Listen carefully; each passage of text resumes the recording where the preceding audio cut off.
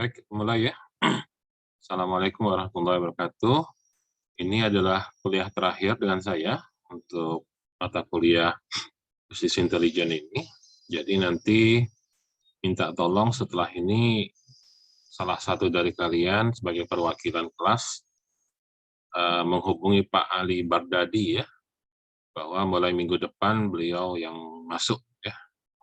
Konfirmasi lagi jadwalnya, apakah dia menggunakan Zoom atau pakai Google Meet atau apa gitu ya, terserah nanti komunikasi dengan Pak Ali Bardadi ya. Oke, ini materi terakhir kita. Ini sebenarnya secara prinsip text mining juga merupakan data mining ya. Tapi perbedaannya hanya kalau data mining yang sebelum-sebelumnya kita belajar itu semua datanya sudah berupa sesuatu yang sifatnya numerical ya. Sesuatu yang datanya adalah numerical, angka. Nah, prinsipnya adalah data mining itu bisa diimplementasikan jika datanya adalah angka. Jika datanya angka. Ya. Jadi, sepanjang segala sesuatu itu bisa diubah, bisa dikonversi menjadi angka, maka bisa dilakukan proses data mining. Nah, salah satu jenis data, ada data berupa teks. Ya. Ada data berupa tulisan. Sepanjang tulisan atau teks itu bisa kita konversi menjadi angka, karena pada prinsipnya data mining akan diolah, akan diproses dengan algoritma. Ya, algoritma itu menghitung. Maka kalau dia mau dihitung, maka harus berupa angka wujudnya, sesuatu yang sifatnya numerik. Jadi sepanjang text mining, ya, sepanjang teks maksud saya, sepanjang satu kalimat atau kata atau teks dapat kita konversi menjadi numerik, maka bisa diterapkan data mining. Ya. Nah, ilmunya mengubah teks menjadi data numerical, ya, sehingga bisa diproses dengan data mining, namanya text mining. Begitu juga seandainya data itu, kita punya data berupa grafik, ya. Data berupa citra, ya. Lebih tepatnya citra. Grafik itu nggak selalu bentuknya gambar, bentuknya adalah, dia wujudnya adalah citra, ya.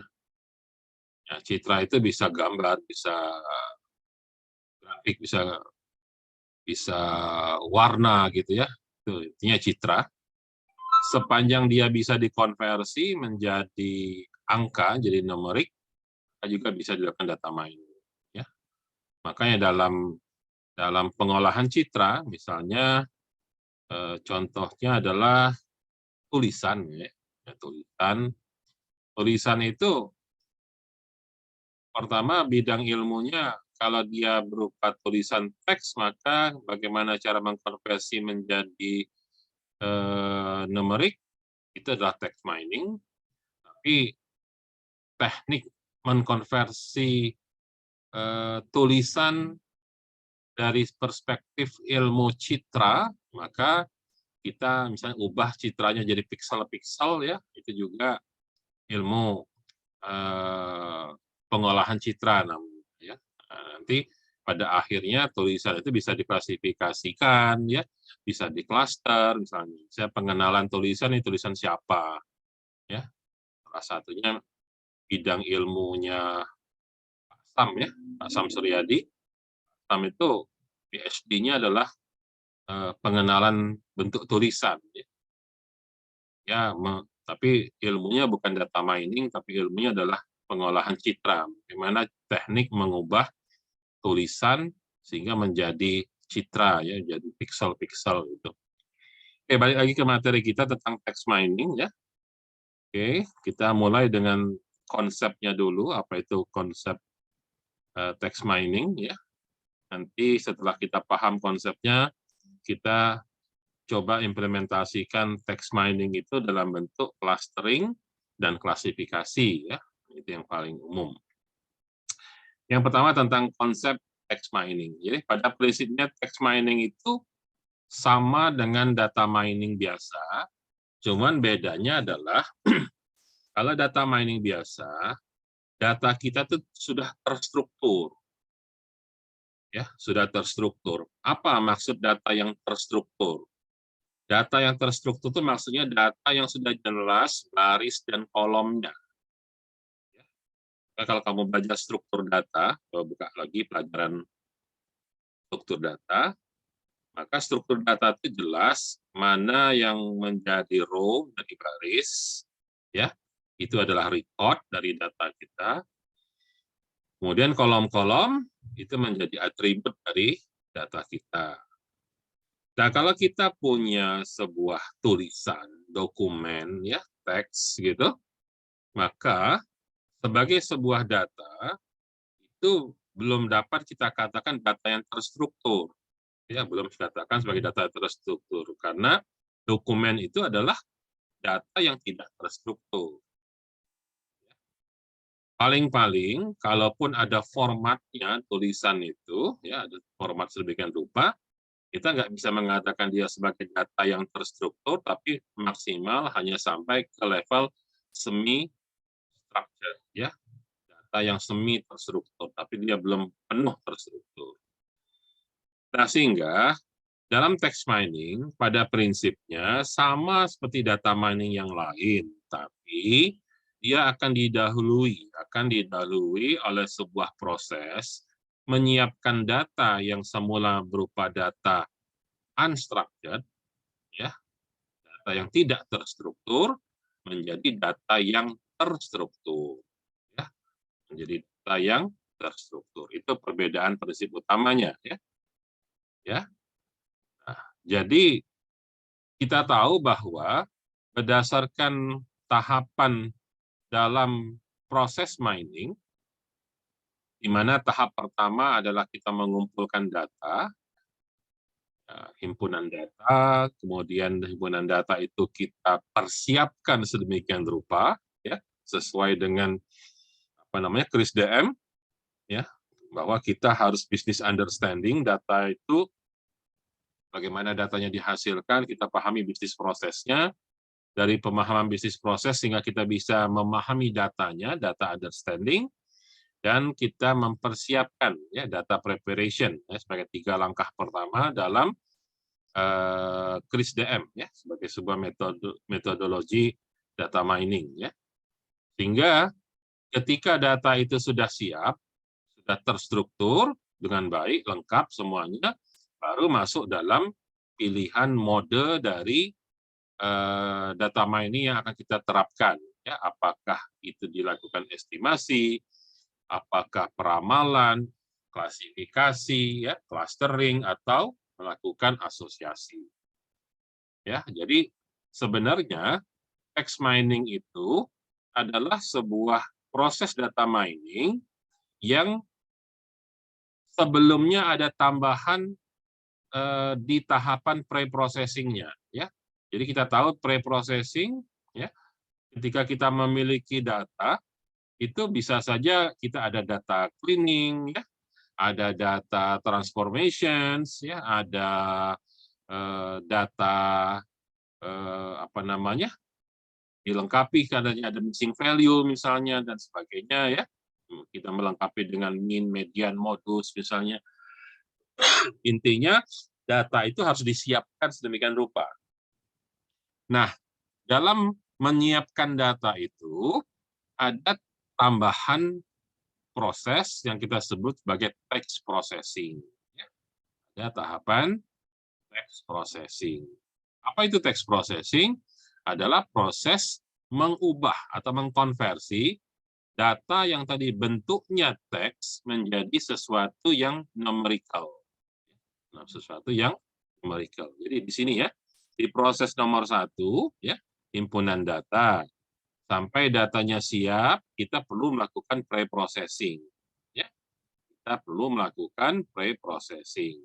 Kalau sudah siap, masuk ke salah satu dari metode data mining, ya, kemudian akan menghasilkan pengetahuan.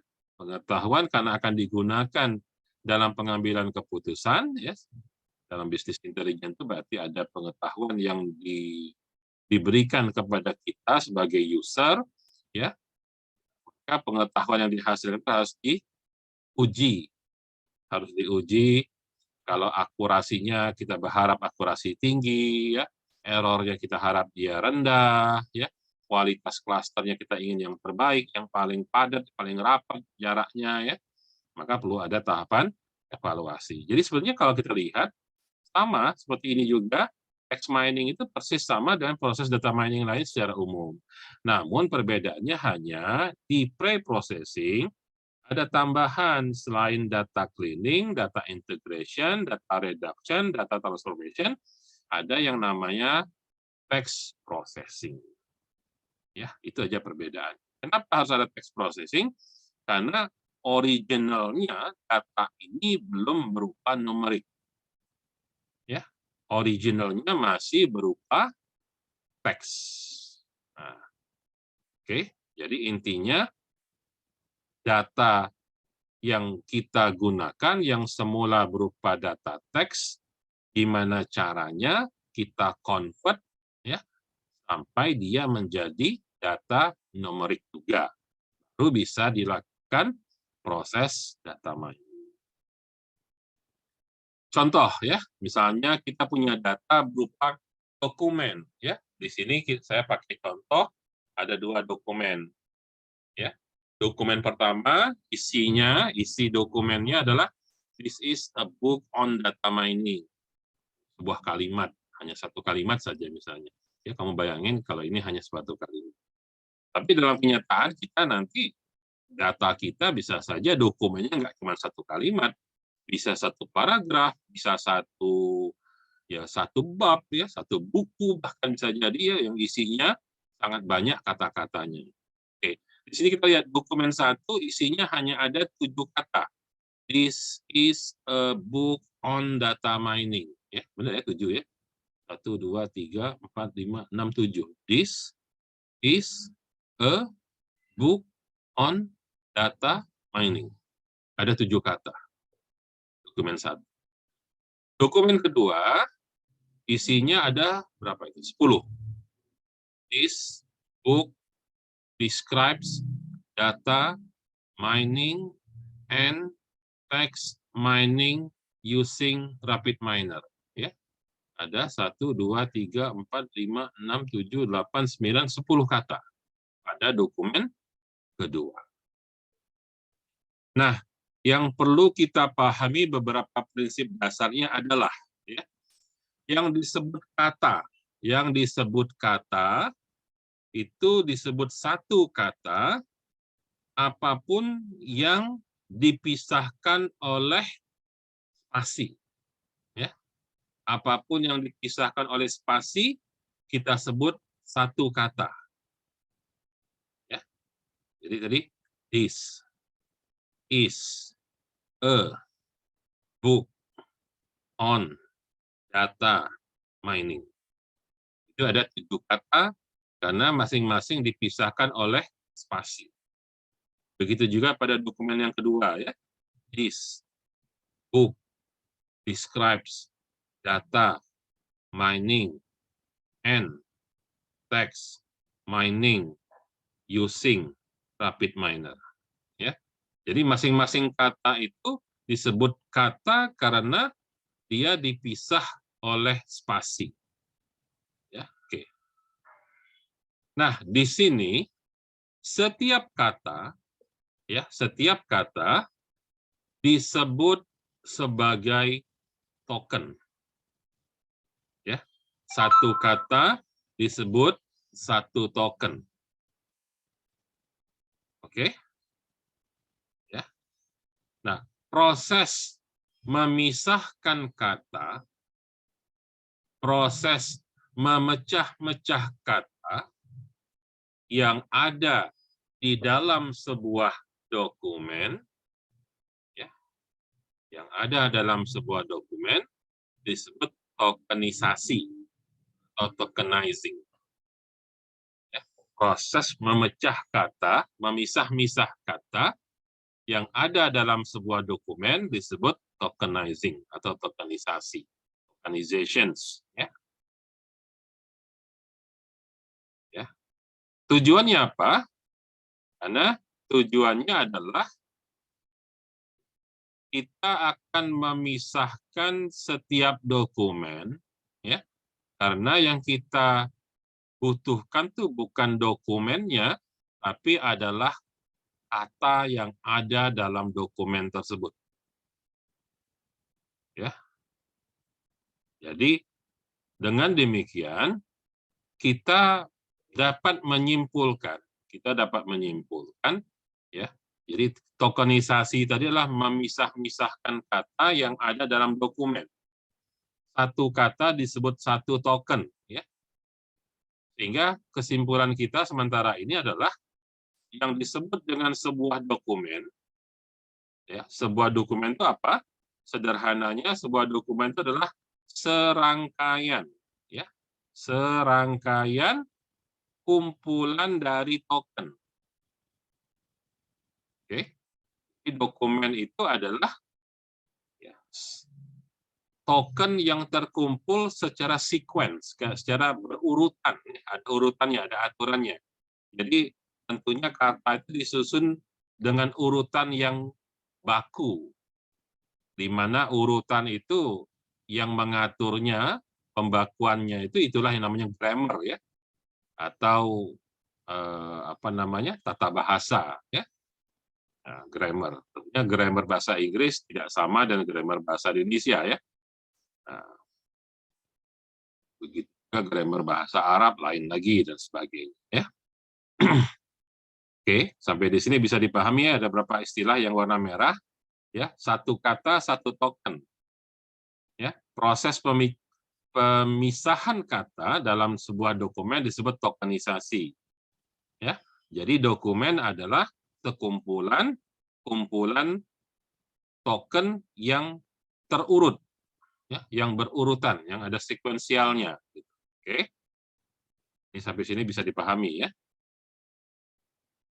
Nah, selanjutnya, ya, kita perlu membuat yang namanya matriks. Ya, kenapa kita buat matriks? Karena kita ingin menstrukturkan. Sebab kalau dia tidak bentuk matriks, masih dalam bentuk dokumen, maka dia adalah data yang unstructured, data yang tidak terstruktur. Ya, jadi sederhananya apa data yang terstruktur? Data yang jelas baris dan kolomnya. Gampangnya gitu aja lah. Ya. Silakan buka lagi pelajaran struktur data kamu, ya. Itu pelajaran semester 2, ya. Akan dibuka lagi apa yang dimaksud dengan struktur data, ya. Jadi ketika kita punya data berupa teks yang berupa kalimat, ya, di dalam dokumen yang ada kata-katanya dalam sebuah dokumen, maka kita akan menstrukturkannya. Maka ketika menstrukturkannya, kita tentunya ingin membuat matriksnya. Kenapa matriks? Karena setiap matriks pasti ada baris dan kolom. Ingat, matriks itu pasti ada baris dan kolom. Ada cerita matriks yang nggak punya baris atau kolom. Tinggal matriks itu barisnya ada berapa, kolomnya ada berapa, lain cerita. Jadi tetap namanya matriks pasti ada baris, ada kolom. Nah, ketika kalimat yang ada dalam dokumen tadi, ya, kita coba ubah dengan cara membuat sebuah matriks, ya, di mana dokumen menjadi record, dokumen menjadi record, atau dokumen menjadi baris, dan setiap kata yang ada dalam dokumen tersebut menjadi atribut atau menjadi kolom. Maka bentuk matriksnya adalah sebagai berikut. Di mana isi matriksnya adalah frekuensi. Seberapa sering kata tersebut muncul dalam sebuah dokumen. Jadi kalau kita lihat pada row pertama, yaitu dokumen 1, ya, record pertama, dokumen 1, pada record pertama itu kata this 1 kali munculnya, is 1 kali, a 1 kali, book 1 kali, on 1 kali, data 1 kali, mining 1 kali. Sementara kata-kata lain tidak pernah muncul. Describe, text, rapid miner, and using, itu nggak pernah muncul pada dokumen 1. Ya. Pada dokumen kedua, this ada 1, is nggak ada, tidak ada, book ada 1, on tidak ada, data ada sekali, mining 2 kali, describe 1 kali, text 1 kali, rapid miner 1 kali, and 1 kali, using 1 kali. Ya, balik lagi ke yang tadi. Ya, ini dokumen aslinya, dokumen 1, dokumen 2. Ya, oke. Ya, dokumen 1 ada 7 kata, dokumen 2 ada 10 kata. Oke. Kita lihat pada dokumen kedua, this 1 kali, book 1 kali, describe 1 kali, data 1 kali, tapi miningnya 2 kali, n 1 kali, text 1 kali, dan seterusnya. Oke, sudah dimunculkan seperti matriks pada tabel ini. Jadi matriks ini disebut matrix of terms, ya, yaitu sebuah matriks yang menjelaskan tentang frekuensi kemunculan sebuah kata dalam sebuah dokumen. Nah, kira-kira begitu cara membacanya. Ya, jadi terlihat di sini bahwa setiap token atau setiap kata itu akhirnya menjadi atribut, ya. Sementara setiap dokumen akhirnya menjadi sebuah record atau baris. Oke? Bisa dipahami sampai di sini? Sehingga data kita sudah jadi data yang terstruktur, yaitu data yang punya baris dan kolom. Namun masih sulit kita bandingkan. Kenapa? Dia belum standar. Ya, belum standar. Oke, kita lihat selanjutnya ya. Kalau tadi disebut dengan matrix of terms, ya, matrix of term, ya, term itu istilah, maksudnya istilah adalah kata atau token, ya, matriksnya begitu. Nah, kemudian supaya dia sama, maka kita munculkan frekuensinya itu dibagi terhadap total kata yang ada dalam dokumen tersebut. Ya, this 1 kali muncul dari 7 kata yang ada dalam dokumen 1. Maka nilainya 1/7 atau 0,1428. Begitu juga yang lain. Is, a, book, on, data, mining, semuanya muncul 1 kali dari total 7 kali kemunculan kata. Sehingga masing-masing punya value 1/7. Ya. Sementara kata yang lain 0. Di dokumen yang kedua, is 1 kali muncul, tapi dari total 10 kata. Maka 1/10 atau 0,1. Sementara mining munculnya 2 kali dari total 10, maka skornya adalah 0,2.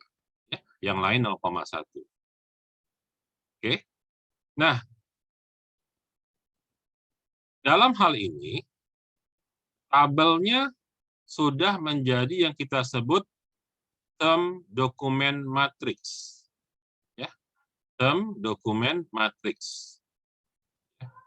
Apa itu term dokumen matrix? Itu adalah matriks yang menunjukkan perbandingan kemunculan term atau kata, ya, atau istilah atau token dibanding dengan total kata yang ada di dalam dokumennya. Cuman bedanya adalah dokumen 1, misalnya, this-nya itu 1/7, Tapi kalau di dokumen 2, di situ 1/10. Dengan kata lain, dia sama-sama punya kemunculan 1 kali, tapi perbandingannya terhadap total tidak sama, karena yang satu totalnya per 7, yang satu lagi totalnya per 10, sehingga masih belum standar. Tapi di sini dia udah jadi matriks sih. Nama lainnya adalah dokumen vektor di sini ya.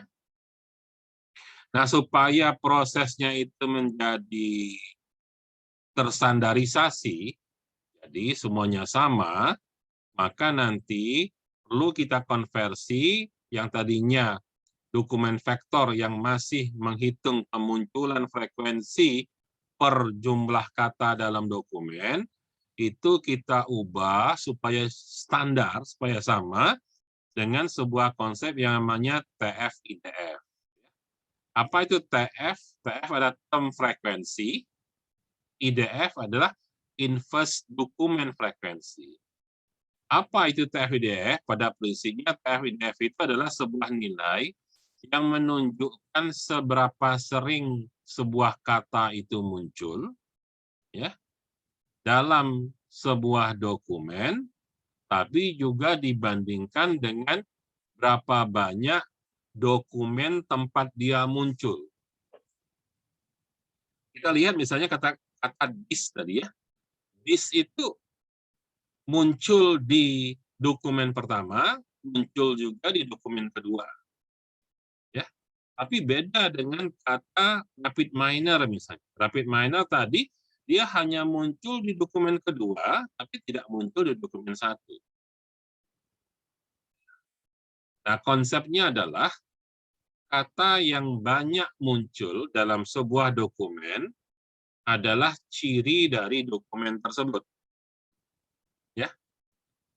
Tapi kalau ada sebuah kata muncul di banyak dokumen, maka kata itu tidak lagi menjadi ciri dari dokumen itu saja, maka dia akan menjadi ciri dari dokumen yang lain juga.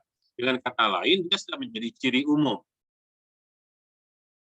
Maka kalau kita cari inverse dokumen frekuensi, inverse, kebalikan nanti inverse itu, maka kita akan memperoleh ya, ada kata yang penting di sebuah dokumen, tapi dia jarang muncul di dokumen yang lain. Menunjukkan dia kata itu adalah ciri dari dokumen tersebut. Ya, misalkan begini, saya beri contoh ilustrasinya misalnya begini ya. Kalau saya punya paper yang berasal dari paper bidang ilmu komputer, ya, maka biasanya dalam ilmu komputer kita akan ketemu ada sebuah kata yang populer dalam istilah ilmu komputer. Contoh kata algoritma, kata pemrograman misalnya. Ya, itu kata-kata yang populer di dalam dunia ilmu komputer. Jadi adalah wajar kalau dalam sebuah dokumen yang berasal dari bidang ilmu komputer, istilah atau kata algoritma ya atau istilah kata pemrograman ya itu sering muncul. Jadi term frekuensinya tinggi ya, term frekuensinya tinggi. Maka itu jadi ciri dari ilmu komputer. Ya. Tapi kenapa dia menjadi ciri dari ilmu komputer? Karena kata algoritma itu jarang kita temukan seandainya kita cari dalam paper kedokteran misalnya.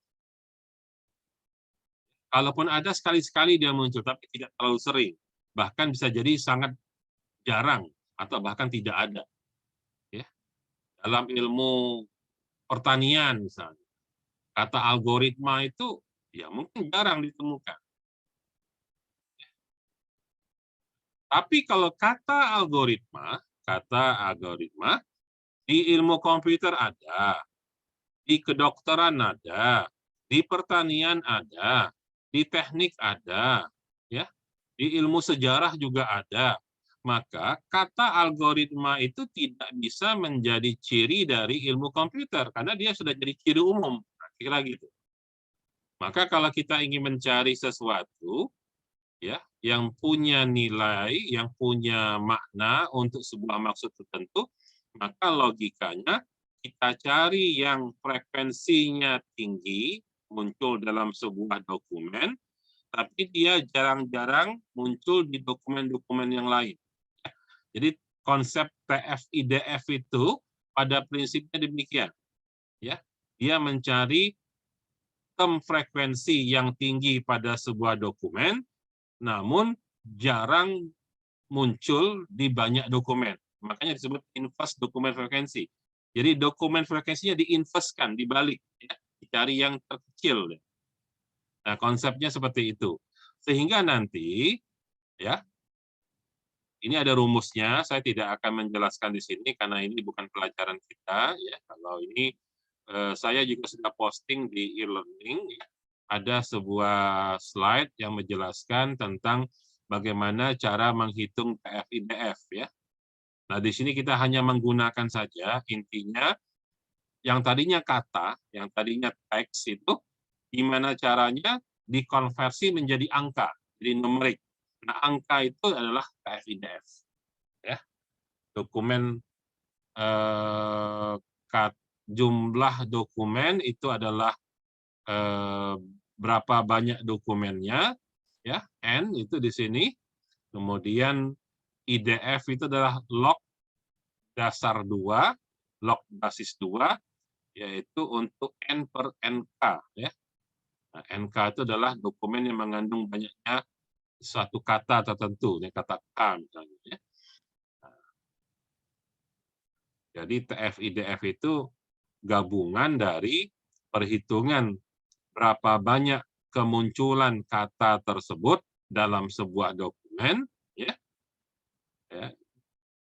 dengan IDF. Ya. IDF itu inverse dokumen frekuensi.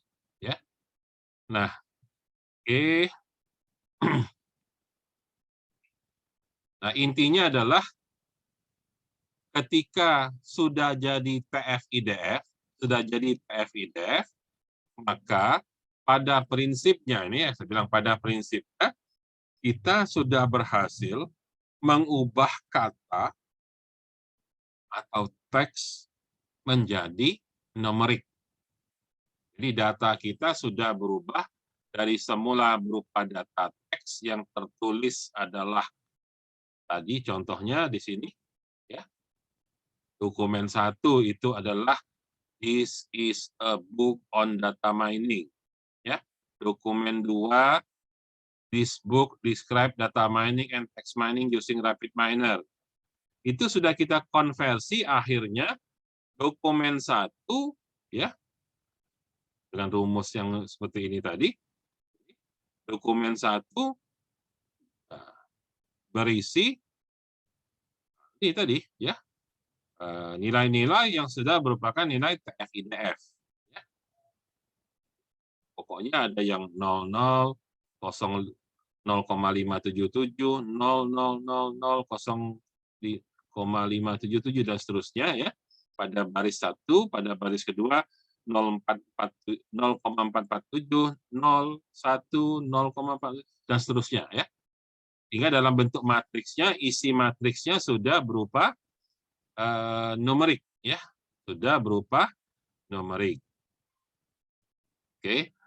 Nah, berikut tentunya yang tadinya adalah kata sekarang sudah berupa jadi angka atau numerik.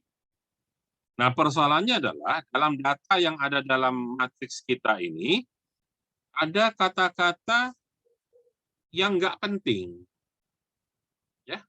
Misalnya kalau dalam bahasa Inggris is misalnya. Is, ya. This itu nggak penting gitu. Ya, nggak ada maknanya.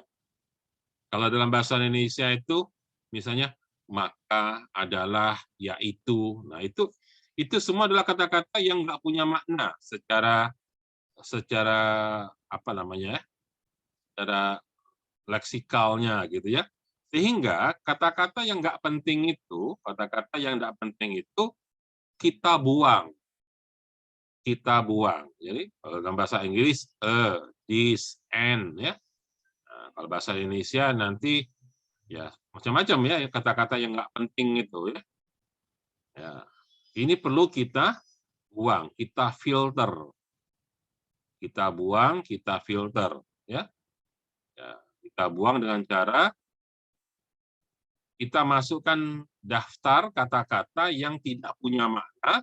Nanti semua kata yang ada dalam dokumen kita yang sama dengan daftar kata itu, dia akan dibuang, akan dihapus. Nah, proses membuang kata yang tidak penting itu disebut stop word removal. Stop word removal. Makanya ada proses namanya stop word. Oke? Oke, namanya stop word filtering. Ya. Oke, sampai di situ. Di e-learning saya sudah posting ada daftar stop word bahasa Indonesia, tapi sejujurnya data itu sudah cukup lama, ya. Barangkali ada tabel baru yang lebih lengkap lagi, yang lebih sempurna. Coba kamu cari, kamu stop word ya dengan keyword stop word bahasa Indonesia. Ya.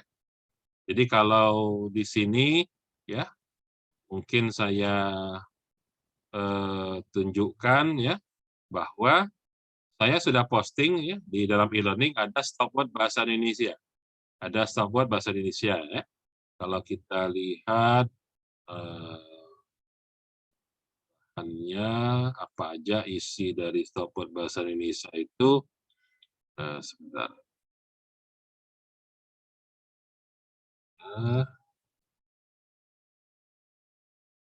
Nih, stop word bahasa Indonesia yang saya posting itu.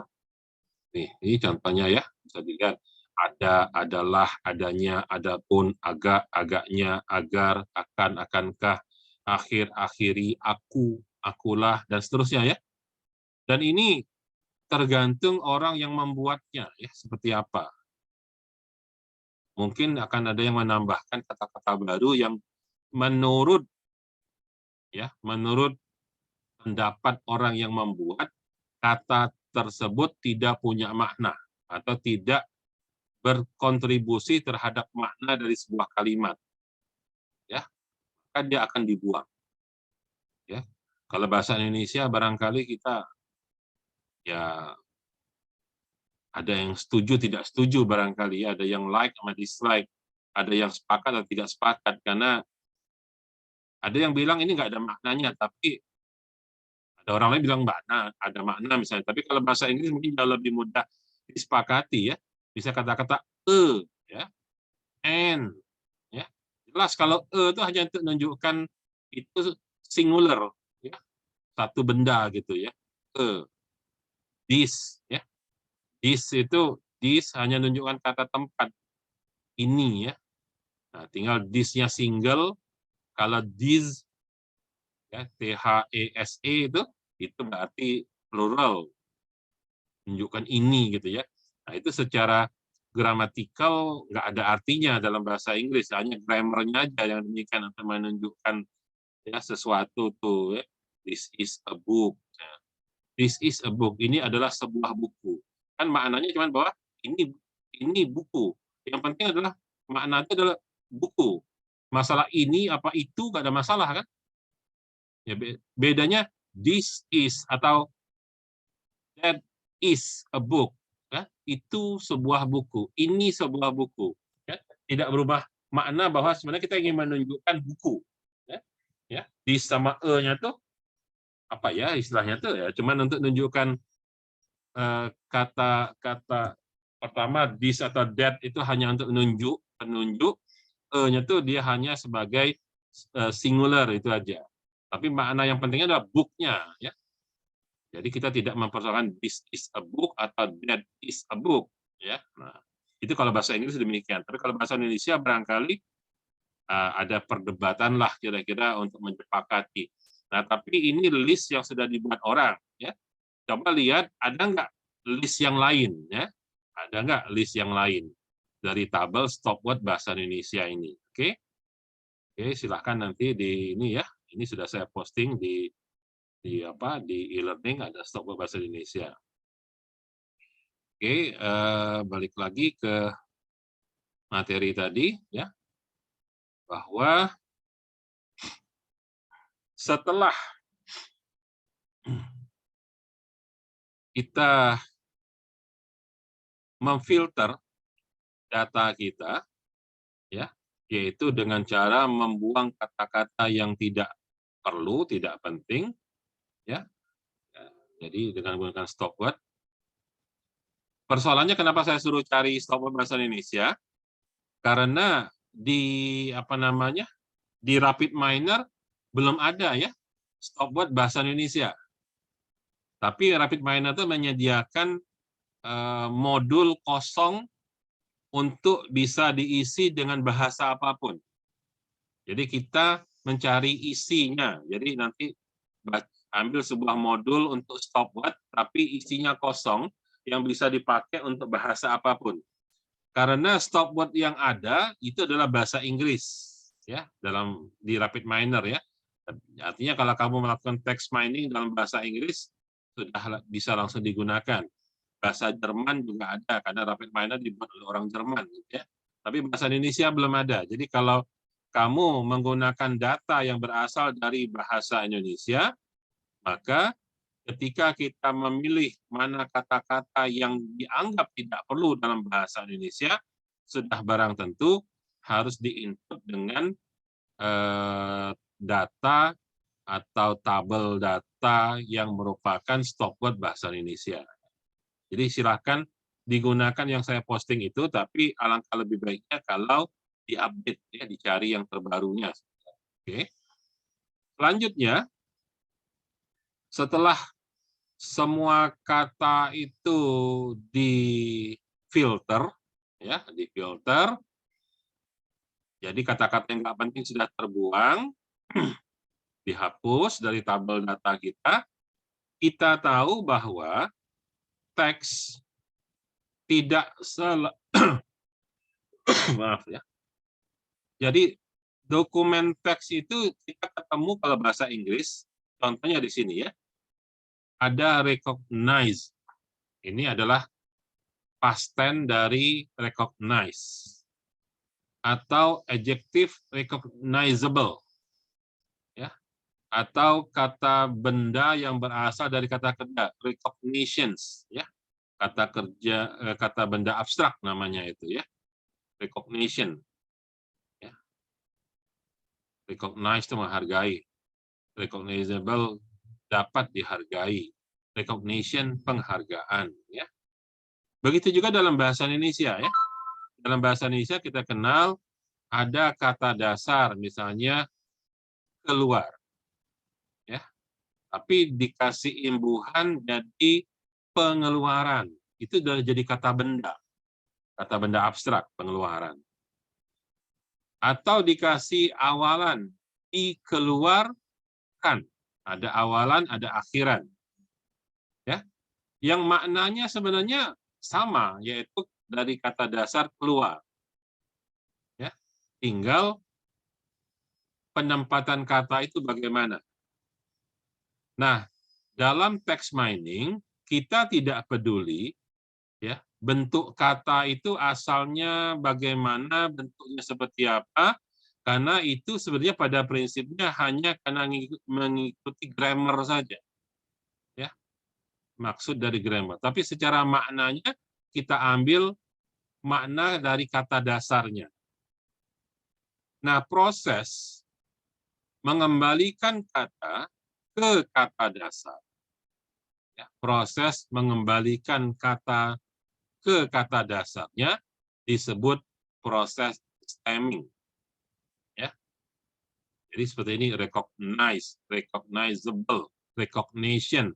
Itu semua asal katanya adalah recognize. Ya. Pengeluaran, dikeluarkan.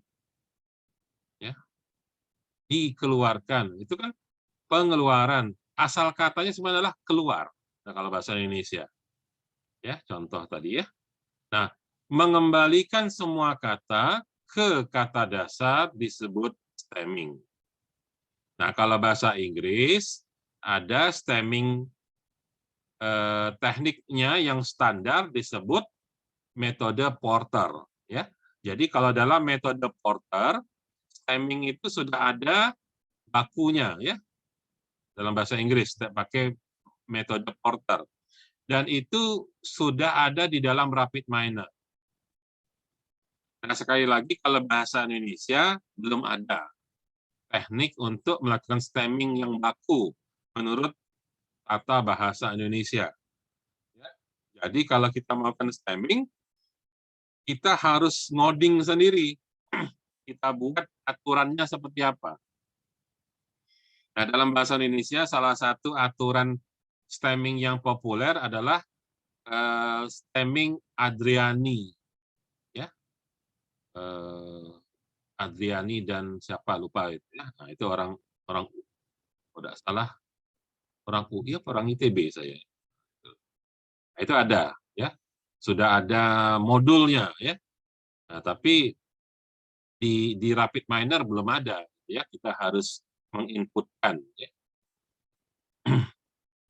Nah, jadi ini saya kasih contoh ya, ya. Saya buka dulu, ada beberapa contoh skripsi ya yang dikerjakan oleh bimbingan saya. Tapi ini anak informatika ya. Kita lihat dulu contoh-contoh skripsi. Ya.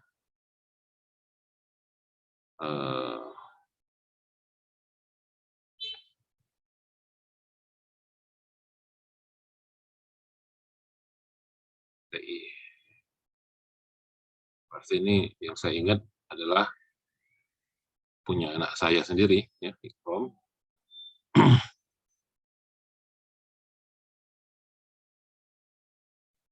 Oke.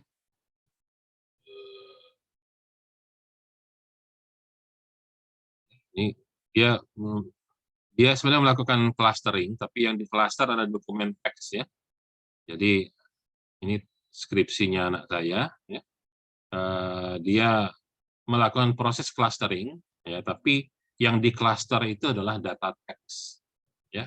Jadi dia ngambil paper-paper yang berasal dari jurnal berbahasa Indonesia, ya, diambil 100 dokumen, kemudian dokumen itu dia cluster untuk mendapatkan pengelompokan, ya.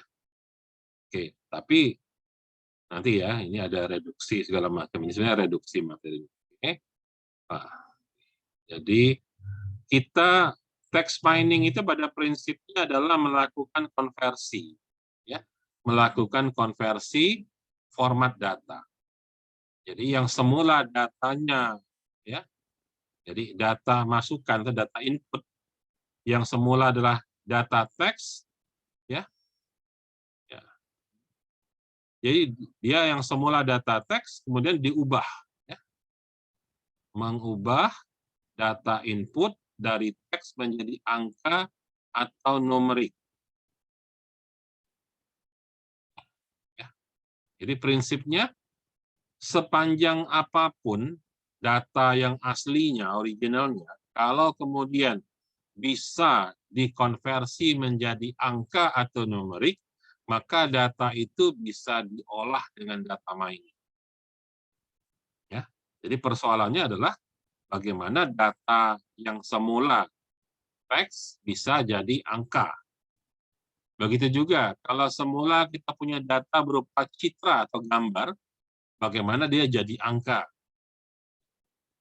Jadi kalau kita ngomong penambangan data atau data mining, proses itu ketika data itu sudah numerik.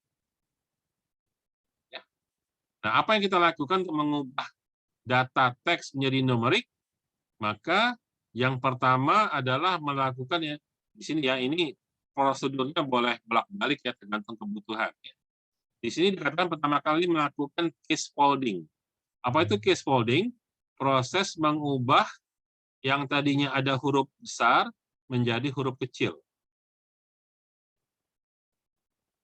Ya, kenapa? Ya, karena kita tahu, ya, mungkin kamu ingat pelajaran PTI ketika semester 1 ya, bahwa dalam digital format data itu ya berbeda ya antara huruf besar sama huruf kecil ininya, data digitalnya beda ya. Data ASCII-nya, masih ingat nggak pelajaran itu?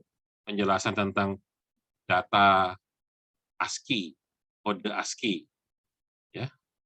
Nah, jadi supaya ASCII-nya sama, maka kita ubah dulu yang tadinya ada huruf besar dijadikan huruf kecil. Semua jadi huruf kecil. Setelah jadi huruf kecil semua, jadi ini namanya transformasi data ya. Kita ubah yang ada huruf besar jadi huruf kecil.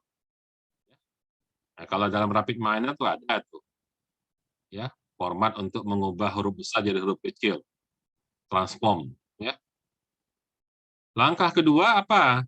Setelah sama huruf kecil semua, baru melakukan yang namanya tokenizing, yaitu memecah kalimat atau dokumen menjadi token atau kata-kata yang terpisah. Tokenizing.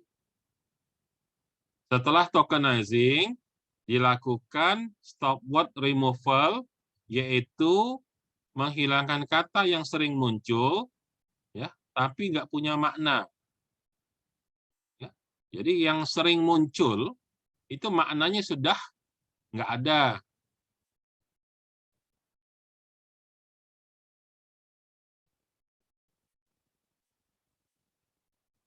Jadi kalau terlalu sering muncul sudah pasaran dia berarti umum, ya, milik umum itu sudah nggak ada maknanya lagi. Makanya kalau jadi gadis jangan jadi milik umum ya. Kalau jadi milik seseorang jadi satu aja, milik seseorang satu supaya dia punya makna. Kebayang nggak kalau ada perempuan di setiap laki-laki dia ada semua gitu kan nggak bagus. Nah, maknanya nggak ada. Oke, ini stop word removal, artinya membuang kata-kata yang sering muncul dalam jumlah banyak, ya, karena saking seringnya muncul dia nggak ada makna kan di sana ada, di sini ada, di situ ada, ya artinya dia nggak punya arti gitu. Kemudian yang keempat itu disebut stemming, menghilangkan imbuhan sehingga tinggal tersisa kata dasarnya saja. Oke, pertama case folding, yang tadi ada huruf besar dan huruf kecil disamakan jadi huruf kecil semua.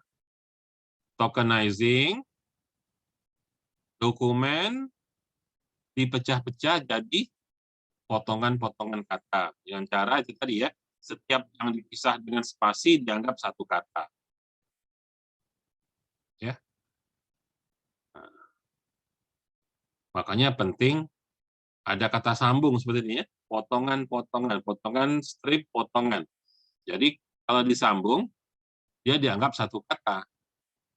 Maka penting nanti ketika dalam tata bahasa itu, kita menulis kata majemuk itu perlu diperhatikan. Ya. Kalau dia ada spasi, berarti dianggap kata yang berbeda. Tapi kalau tidak ada spasi seperti ini, dikasih kata garis sambung ini, maka ini menunjukkan adalah satu kata. Gitu. Jadi setelah dibuang kata-kata yang tidak penting, maka langsung masuk ke tahap berikutnya, itu stemming, menghilangkan imbuhan sehingga tersisa kata dasar. Nah, kalau sudah jadi kata dasar, selanjutnya masuk ke tahap yang disebut pembobotan kata. Apa itu pembobotan kata? Pembobotan kata itu pada prinsip adalah ya, sampai dengan stemming, ya, proses case folding, tokenizing, stopword removal, stemming, ya, itu data kita masih berupa teks. Masih berupa teks. Nah, setelah dia jadi teks yang merupakan kata dasar saja, barulah kita masuk ke proses yang namanya konversi teks menjadi numerik. Jadi sebenarnya mengubah teks menjadi numerik itu adalah proses yang disebut dengan pembobotan ini, ya, di mana teknik pembobotannya disebut, ya, metode, ya, menggunakan metode gabungan dari term frekuensi dan inverse dokumen frekuensi yang disebut dengan istilah TF-IDF.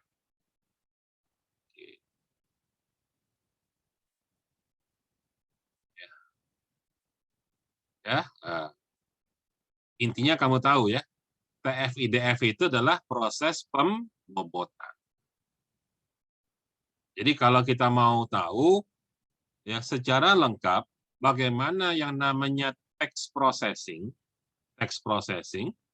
itu adalah proses mengubah yang semula tadi kata sampai menjadi numerik.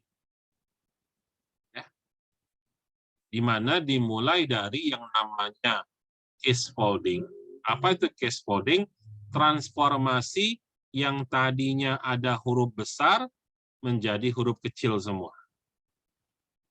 Yang kedua, setelah case folding, maka dilakukan yang namanya tokenizing. Apa itu tokenizing?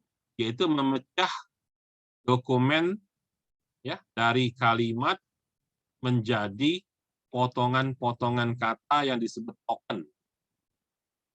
Itu tokenizing. Setelah kata-katanya terpisah-pisah, bukan lagi sambungan-sambungan dalam bentuk kalimat atau dokumen, dia sudah jadi kata yang berdiri independen sendiri-sendiri setiap katanya, maka kita akan filter. Kita buang mana kata-kata yang nggak berguna, kata-kata yang tidak punya makna dengan teknik stopword removal. Nah, jadi stopword removal ini adalah sebuah teknik filtering ya, yang mana kata yang perlu dibuang, kata yang dianggap tidak penting, itu dibuat tabelnya terlebih dahulu. Nah, jadi perlu dibuat tabel stopword removal. Apa yang ada dalam tabel stopword removal itu, maka kata itu akan di-drop, akan di-delete. Hingga tersisalah ya kata-kata yang dianggap penting, namun belum berupa kata dasar. Maka proses selanjutnya adalah stemming, yaitu menghilangkan semua imbuhan, baik awalan, sisipan, atau akhiran dari sebuah kata, sehingga tersisa kata dasar saja.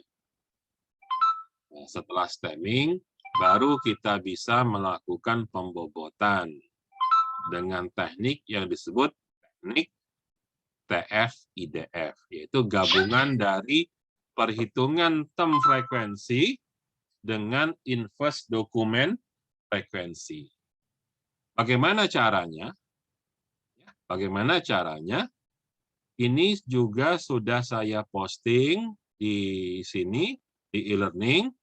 Ada slide tentang pemrosesan bahasa alami. Ya. Ini just to know. Ya. Hanya untuk kalian tahu, karena ini pelajaran anak informatika. Jadi kalau di informatika ada mata kuliah sendiri, namanya NLP, ya, Natural Language Processing. Ya. Oke, ya.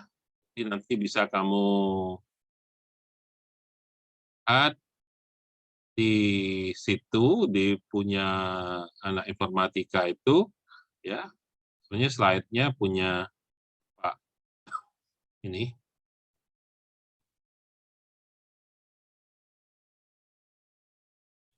Ya, dari jurusan informatika.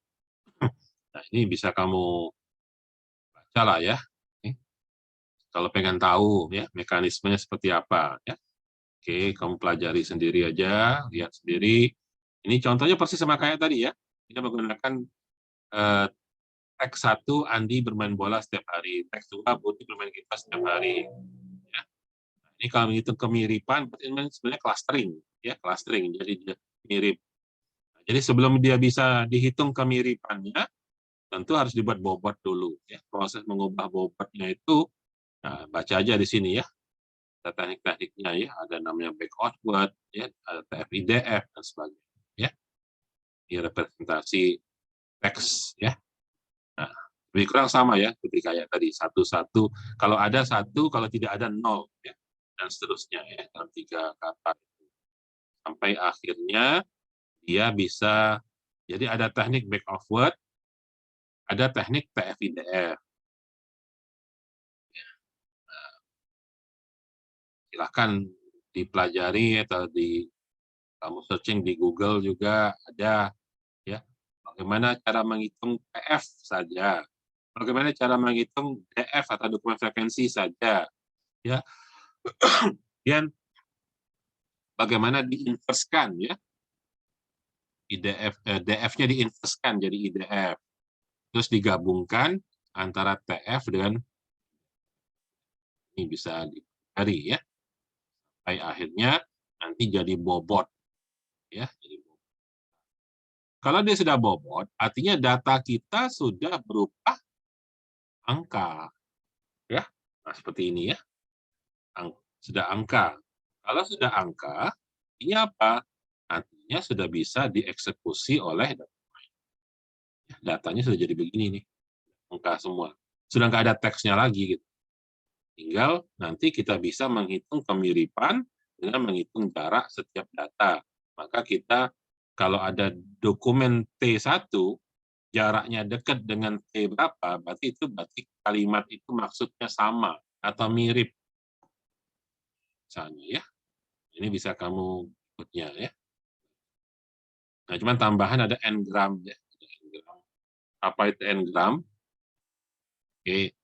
Jadi sekali lagi kalau tadi materi kita ya dengan contoh yang saya berikan tadi bahwa ada tahapan mulai dari case folding, berikutnya tokenizing, selanjutnya setelah tokenizing dia akan apa namanya? Setelah tokenizing stopword removal, and then setelah stopword removal stemming. Setelah stemming dia akan dikonversi jadi TF-IDF. Namun di sini juga ada penjelasan ya n-grams ya. Nah, n-gram ini perlu nggak perlu ya. Dia kalau pelajaran text mining juga dimasukkan n-gram ya. Tapi n-gram itu dipakai hanya ketika kita ketemu dengan kata-kata yang sifatnya apa ya? Dia punya makna tersendiri. Contohnya dalam bahasa Inggris misalnya gini.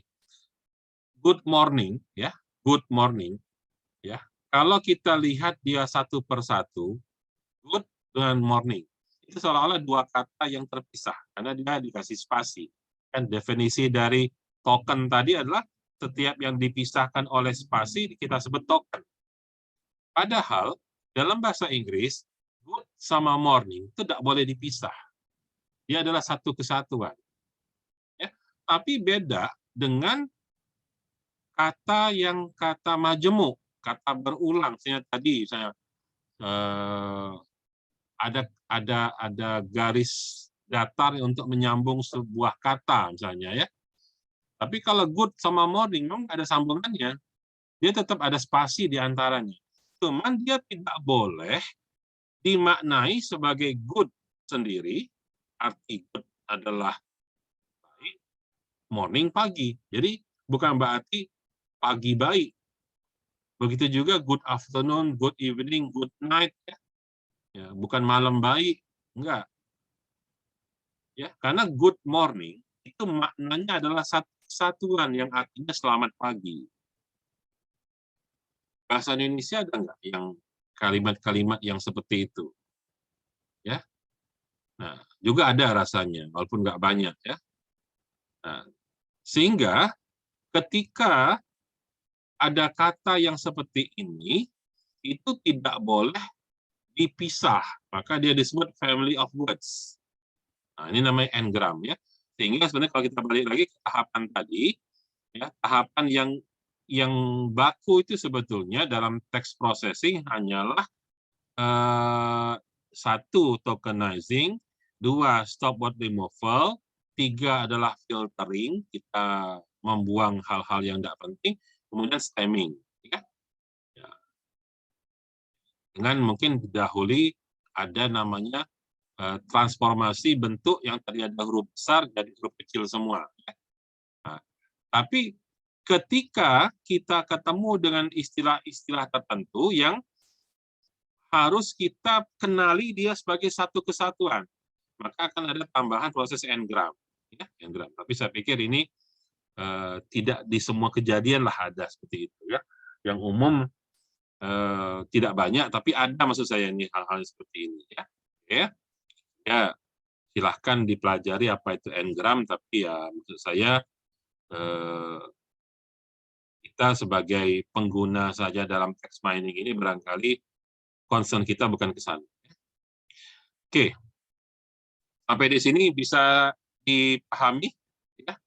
Ini proses yang tahapan tadi itu mulai dari apakah mengubah huruf besar jadi huruf kecil, kemudian melakukan tokenisasi, ya, kemudian melakukan apa namanya stop word removal, ya, kemudian stemming misalnya, itu semua kalau dilakukan di RapidMiner, saya kira seperti ini prosesnya.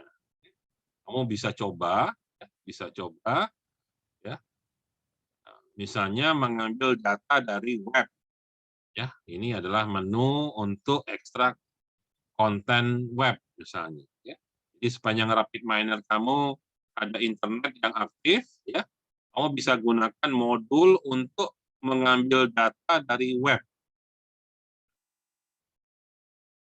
Jadi ini perintah kamu membaca isi dokumen yang berasal dari website.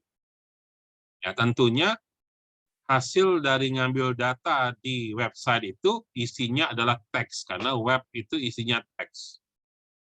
Nah, maka kalau seperti ini berarti kita melakukan tokenisasi, data kita potong-potong menjadi kata-kata, jadi token, kemudian kata-kata yang tidak penting difilter dengan stop word. Ya. Nah, ini tadi saya katakan, kalau bahasa Inggris, stop word yang ada dalam modul di RapidMiner sudah ada. Tapi kalau bahasa Indonesia, kamu harus ambil modul stop word yang kosong, ya, yang artinya yang umum yang bisa dipakai untuk apapun. Nanti isi dari stop word removal ini kamu masukkan file yang dibuat berupa daftar kata-kata stop word tadi. Ya, maka silakan download atau cari di Google dengan kunci stop word bahasa Indonesia. Ya, nanti kalau ada yang terbaru silakan pakai. Ya. Selanjutnya mau di filter apa terserah ya. Mau di berapa kali filter di sini, contoh sini 2 kali filter. Ya, ada yang dilakukan apa, mana yang dipakai, mana tidak, sama ya. Dan di sini yang terakhir baru ditransformasi case folding, artinya huruf besar jadi huruf kecil di paling akhir dalam proses ini. Ya, mau taruh paling depan boleh, taruh paling belakang boleh, nggak ada masalah. Ya, terserah. Mana yang mau ya. Kalau ini sebenarnya ada alasan juga kenapa transformasi case folding-nya ditaruh paling akhir. Kenapa? Karena dia akan mengubah huruf besar jadi huruf kecil setelah final yang lain-lain, setelah diseleksi semua gitu ya. Nah, daripada kita ngerjakan transformasi huruf besar huruf kecil di depan, kita ngubah semua huruf besar di huruf kecil, tapi nanti akan ada di stop word juga. Misalnya alasannya seperti itu ya. Oke? Ya. Jadi sampai di sini berarti kita sudah punya data teks, sudah dipecah menjadi token, jadi kata-kata, bukan lagi dokumen, sudah difilter dengan kata-kata yang tidak perlu dibuang, stop or removal, kemudian difilter lagi dengan kebutuhan yang kita perlukan untuk filter apa yang harus kita lakukan, dan terakhir dilakukan pengubahan huruf besar menjadi huruf kecil. Jadi kalau kita lihat, seandainya ini kita jalankan, maka kita akan sudah punya data yang siap untuk dieksekusi, tapi belum jadi TF-IDF ya, belum jadi angka ini, masih berupa teks tentunya. Sampai di sini, ada yang mau ditanyakan? Ya, kalau nggak ada kita lanjut. Ya, selanjutnya adalah setelah kita berhasil mengkonversi, ya, dokumen teks kita menjadi data berupa angka, sudah numerik, maka selanjutnya data itu mau diapain terserah. Nah, salah satu contohnya adalah kita melakukan pengklasteran dokumen teks, ya, salah satunya. Kamu bisa mencoba buka buku Matthew Notes, ya, buku Matthew Notes. Buku ini juga sudah saya posting di e-learning. Buka halaman 189, ya, di bab 12 tentang text mining. Nah, di sana buku Matthew Notes itu menjelaskan bagaimana yang namanya data mining dengan menggunakan text mining, ya, itu dengan contoh, ya, yang namanya Federalist Paper, ya, dengan contoh Federalist Paper. Data ini juga ada di data yang saya suruh download dari datanya punya Pak Romi itu, ya. Jadi ini juga ada sudah datanya, ya. Nah, pakai data namanya Federalist Paper, ya. Ceritanya bagaimana? Ceritanya dalam contoh buku Matthew Notes itu di bab 12, ya. Ada seseorang sejarawan namanya Gillian, ya. Ya. Gillian ini mengumpulkan paper, mengumpulkan dokumen teks, ya, mengumpulkan dokumen teks. Nah, terus kenyataannya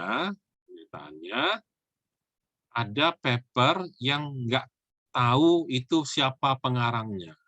Ada tulisan yang tidak diketahui siapa pengarangnya. Ya, namun ada seorang ahli namanya Alexander Hamilton, ya. Si Alexander Hamilton ini, ya, ternyata dia punya beberapa dokumen, ya, punya beberapa dokumen, di mana dia tahu betul ada dokumen yang punya dia sendiri, punya Hamilton, ya, ada dokumen punya James Madison, ada satu lagi, ada dokumen punya John Day, ya. Jadi ini ada 3 orang, ya. Jadi ada sebagian dokumen itu jelas-jelas dikenali. Ini dokumen karangan Hamilton, ya. Ini dokumen karangan Madison, ini dokumen karangan Day. Ya. Nah, sehingga terkumpullah oleh si Gillian ini, ya. Gillian itu mengumpulkan bahwa ada paper nomor 3, nomor 4, nomor 5 itu karangan Day. Ada paper nomor 14 itu karangan Madison. Ada paper nomor 17 karangan Hamilton. Tapi ada satu paper, yaitu paper nomor 18, yang tidak diketahui siapa pengarangnya. Tidak diketahui siapa pengarangnya.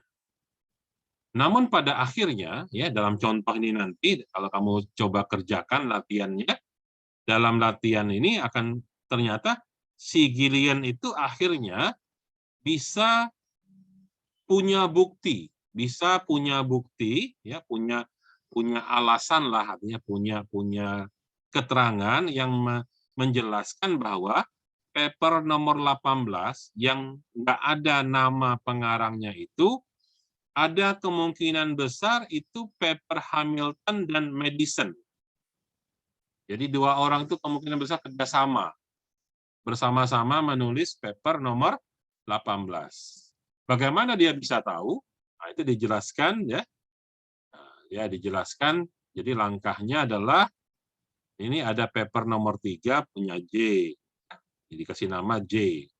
Paper nomor 4 punya J juga. Paper nomor 5 juga punya J. Nomor 14 Madison, nomor 17 Hamilton, dan nomor 18 ini tidak tahu punya siapa. Nah, dengan teknik text mining, semua dokumen teks itu ya dimasukkan dalam rapid miner ya. Ini ada paper nomor 3 J, paper nomor 4 J, nomor 5 J, nomor 14 Madison, 17 Hamilton. Ini ada satu nomor 18 yang tidak diketahui, ini paper siapa. Nah, semua paper ini diinputkan ke dalam sebuah proses yang disebut proses dokumen teks. Nih, ya, yang tengah ini, proses dokumen teks. Ingat ya, kalau ada simbol di pojok kanan bawah seperti ini menunjukkan ini modul yang memiliki subproses. Jadi kalau dia diklik, di dalamnya akan muncul tempat lagi untuk mendefinisikan proses apa. Sehingga di sini kita lihat dalam proses dokumen, kalau itu diklik, maka kita bisa susun modul mulai dari tokenizing, ya, selesai dia di token, dokumennya dilakukan stop word removal, dan ini ingat ya, stop word filter stop word dalam kurung English. Nah, itu artinya stop word-nya adalah untuk bahasa Inggris. Kalau kita menggunakan dokumen bahasa Indonesia sebagai masukan, tentunya stop word-nya jadi salah. Nah, makanya nanti kita pakai stop word yang kosong, yang kita definisikan input-nya. Ya, itu bisa dimasukkan dengan dokumen yang tadi saya katakan dokumen stop word bahasa Indonesia. Ya. Nah, kemudian setelah dia di stop word, ya, proses berikutnya adalah transform cases. Artinya akan mengubah huruf besar menjadi huruf kecil, dan kemudian yang sudah jadi huruf kecil di akhir proses dilakukan stem, ya, di mana stemnya adalah stem quarter. Ingat, stem quarter adalah stemming untuk bahasa Inggris. Ya. Sekali lagi, kalau menggunakan paper bahasa Indonesia, tidak boleh menggunakan stem quarter. Harus pakai proses stem yang sesuai, ya. Kalau bahasa Indonesia ada stem namanya stem Adriani, ya, Indonesia. Nah, berarti kalau sudah dia dilakukan proses stemming di sini, maka selanjutnya dalam proses dokumen dia akan dikonversi menjadi TF-IDF. Buktinya apa? Kita lihat di proses dokumen sini, inputnya semua doc, ketika keluar sudah jadi exa. Exa artinya apa? Example. Maksud example itu apa? Artinya datanya sudah berupa angka, sudah berupa TF-IDF. Maka kalau sudah berupa angka, sudah numerik, karena dia sudah TF-IDF, maka selanjutnya akan boleh kita cluster. Kenapa kita cluster? Maka tentunya kita akan menentukan dokumen paper nomor 18 ini, dia mirip dengan tulisan siapa. Kalau dokumen nomor 18 ini tidak diketahui siapa pengarangnya, ya, gaya bahasanya, ya, itu adalah J yang ngarang seandainya, maka tentunya dia akan mirip dengan J. Dia akan masuk dalam klaster yang isinya J semua. Tapi sebaliknya, kalau paper nomor 18 ini adalah karangan Madison, maka dia akan masuk dalam klaster yang ada Madison. Begitu juga kalau karangannya Hamilton, dia akan dekat dengan paper nomor 17. Apa yang terjadi ketika ini dilakukan? Ya, ternyata paper yang 6 itu ternyata hanya terbagi menjadi 2 klaster. Hanya terbagi jadi 2 klaster, di mana paper nomor 1, yaitu paper 03, itu punya J. Paper kedua, paper 04 punya J. paper nomor 3, paper 05 juga punya J. Jadi dengan kata lain sebenarnya klaster 0 itu adalah klaster yang isinya paper karangan J. Karena dia punya gaya bahasa sendiri. Ya. Sebaliknya, klaster berikutnya, klaster 1, itu isinya adalah Madison, Hamilton, dan paper yang tidak diketahui. Jadi karena dia gabung jadi satu, maka dia dianggap mirip. Dianggap mirip artinya paper nomor 18, ya, paper nomor 18 itu kemungkinan besar adalah join dari Madison sama Hamilton, karena dia tergabung. Seandainya dia tidak join, artinya hanya salah satu saja, maka harusnya Madison sama Hamilton terpisah. Ya, harusnya dia jadi 3 klaster. Tapi kenyataannya jadi gabung. Artinya apa? Paper nomor 18 itu adalah gabungan tulisan bersama dari Madison dan Hamilton. Nah, kira-kira demikianlah contoh salah satu text mining misalnya. Nah, kamu bisa mendownload berita dari internet misalnya. Ambil dari website berita apapun. Terus kamu ingin mengelompokkan, ini berita tentang olahraga, ini berita tentang politik, ya. Ini berita tentang sejarah misalnya, maka pasti penggunaan kata-kata yang olahraga itu spesifik, ya. Maka pasti akan jarak data yang mengandung kata-kata berita olahraga sama berita politik itu pasti berbeda, jauh jaraknya. Jadi kalau kita klaster, ya, dari data yang berasal dari gabungan macam-macam, itu kita bisa saja mengklaster akhirnya, oh ini adalah berita olahraga, ini berita tentang politik, ini berita tentang sosial ekonomi, misalnya, dan sebagainya. Ya, itu salah satu contoh penerapan dari text mining.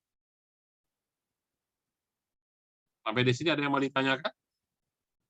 Ya, mau coba ambil data dari internet misalnya, kan nanti akan mengelompokkan mana data yang tentang sport, tentang olahraga, mana data tentang traveling, orang jalan-jalan misalnya.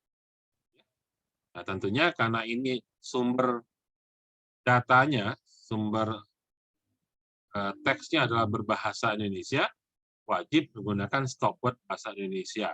Ya. Itu pakai stopword yang dictionary. Ini stopword dictionary itu kosong. Ya, modul di RapidMiner-nya kosong, nggak ada isi. Isinya harus kita linkkan dengan file yang kita punya. Ya, ya, jadi seperti ini ya. Nah, jadi kita definisikan. Bisa dicoba ya, bisa dicoba.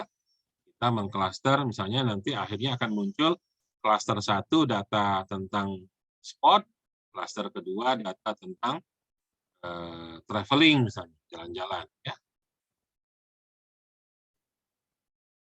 Bisa dicoba. Nah ini ya. Oke, data stop. Jadi pilihan stopword-nya yang dictionary, karena nanti ada stopword English, ada stopword yang Prancis, ada stopword yang Jerman. Ya.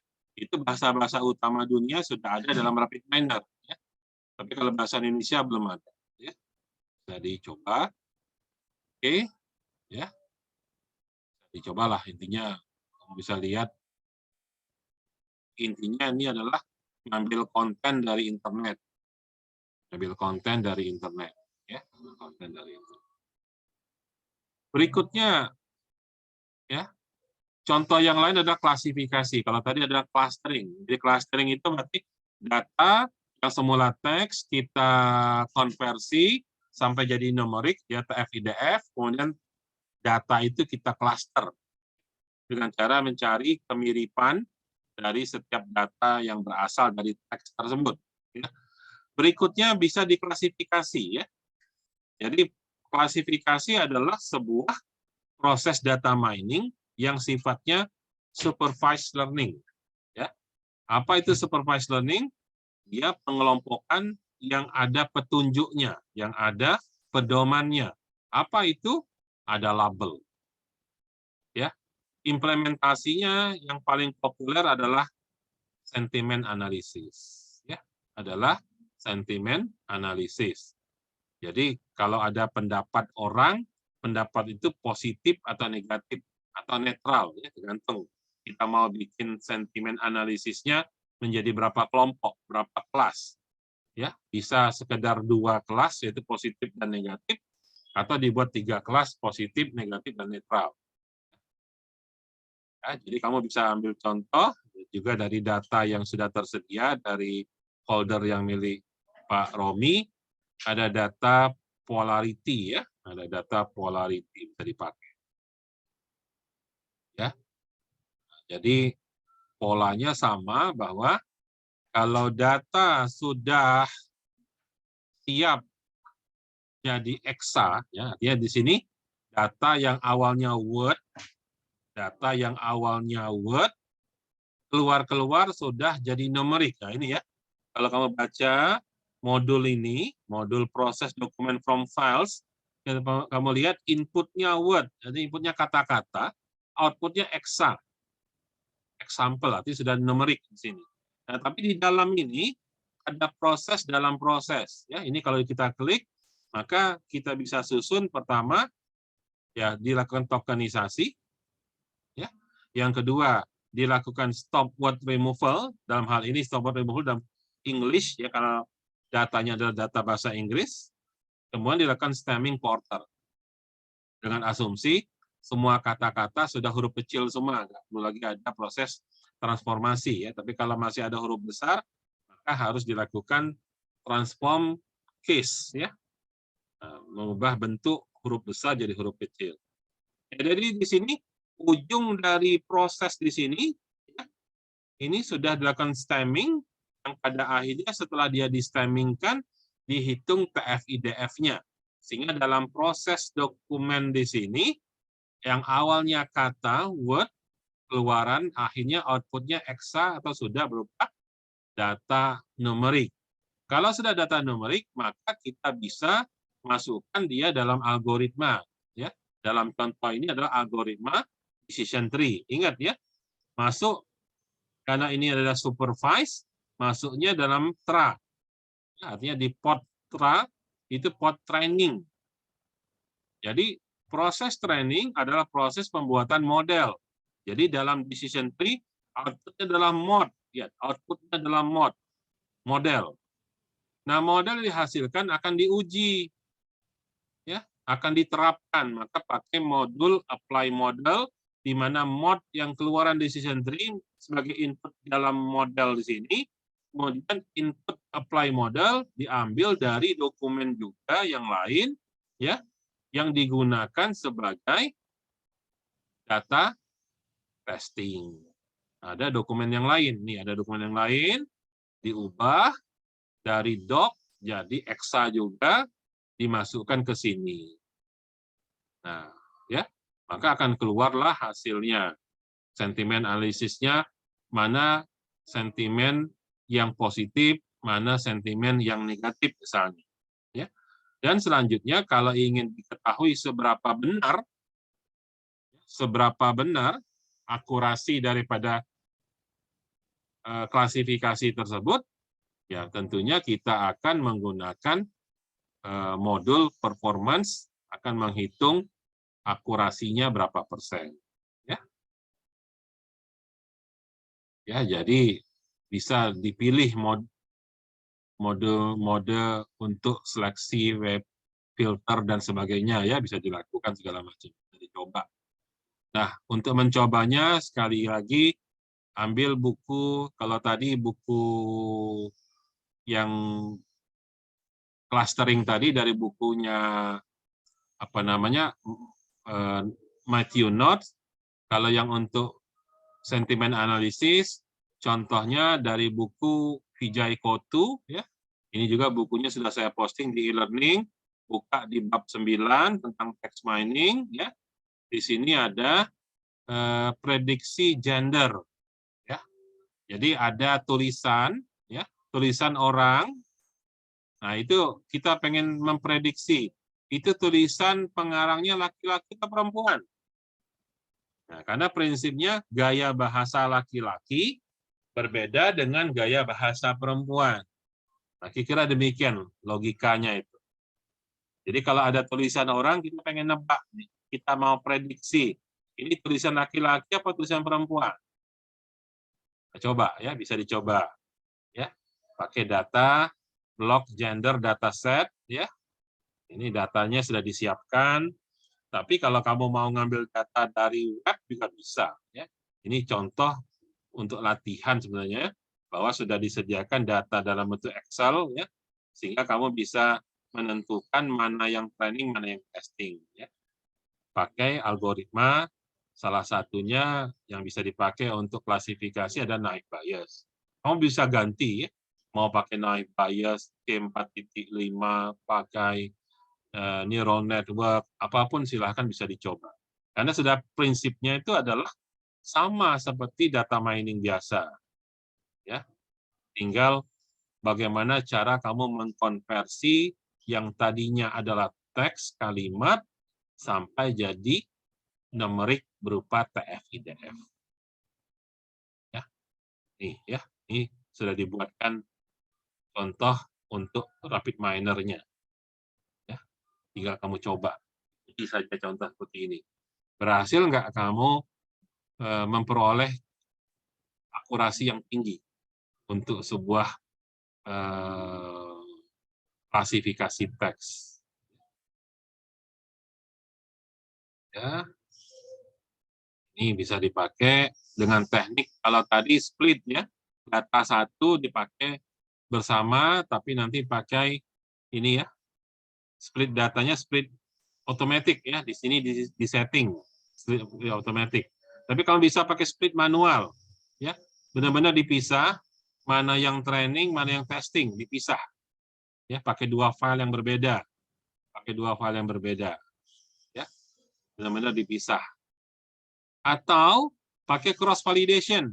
Nah, ya sebenarnya ini makin canggih latihannya, ya, pakai cross validation yang mana semua data pasti pernah jadi training, pernah jadi testing, bahkan di sini modelnya bisa kamu save dengan modul write model, ya. Jadi selama ini barangkali ketika kamu menggunakan rapid miner, modelnya hanya kamu munculkan ke result, kamu hanya view. Tapi kalau kamu ingin menyimpan model itu dalam bentuk dokumen, maka kamu pilih write model. Tinggal write-nya kemana? Ya, write-nya kemana? Ada write-nya nanti bisa dibuka dengan file Word atau dengan file Excel atau file apa terserah di sini ada menu write model. Nah, kalau sudah write model, ya artinya kamu sudah dapat model nih. Seandainya nanti dapat model yang bagus, ya, model yang akurasinya tinggi, ya, maka kamu mau pakai model itu terus-menerus. Maka selanjutnya tinggal read model, apply model. Ketika kita punya data yang lain. Jadi nggak usah terus-terusan buat model. Model sekali dapat yang bagus, di-save. Maka model itu dipakai untuk data-data yang berbeda. Oke? Ya, tinggal nanti ditambahkan berikutnya menu performance-nya, ya. Ini juga sama ya, store model, simpan modelnya, ya. Ditaruh di mana terserah gitu ya. Jadi sebenarnya yang namanya text processing itu adanya di dalam model proses dokumen ini. Jadi ini ada modul, dalam modul ini ada submodul lagi yang isinya adalah itu tadi, tokenizing, stop word removal, stemming, ya, dan filter-filter yang lain yang sesuai yang dibutuhkan di sana. Ya. Oke, ini bisa dicoba semua berikutnya ya. Nah, mau diapakan terserah ya, saya pikir tinggal dicoba saja. Oke, sampai di sini ada pertanyaan? Ada pertanyaan? Ini Pak, izin bertanya Pak. Ya, silakan. yang sebenarnya agak beda dari materi hari ini sih Pak. Nah, Iqbal kan kemarin nyoba-nyoba ini Pak, pakai Rapidminer kan, mau Ya. klasifikasi terus datanya itu tuh Iqbal kasih label kan Pak. Nah, Ya. labelnya itu tuh cuman bisa satu ya Pak, nggak bisa lebih dari satu. Ya, label hanya satu. Namanya guidance ya. Oh, Kalau kamu kasih petunjuknya dua, kamu mau ikut yang mana? ya bingung juga sih Pak. Hah? Bingung juga sih Pak. Kan guidance kan supervised learning. Supervised itu kan petunjuk gitu ya. Nah, Soalnya Iqbal tuh pengen ngolah data yang apa sih namanya tuh yang polinomial. Nah, itu tuh pengen buat jadi binominal kan. Jadi Iqbal bikin field baru yang pakai biner itu Pak 0101 ada 3 field gitu. Nah, tiga-tiganya pengen Iqbal label ternyata nggak bisa. Soalnya Iqbal pengen lihat eh, yang AUC-nya, yang roknya itu Pak. jadi itu dilakukan kalau mau dilakukan 3 proses paralel. Paham nggak? 3 proses paralel. Paham Pak? Data yang sama, tapi dilakukan 3 proses paralel. Jadi setiap paralel itu masing-masing hanya punya satu label.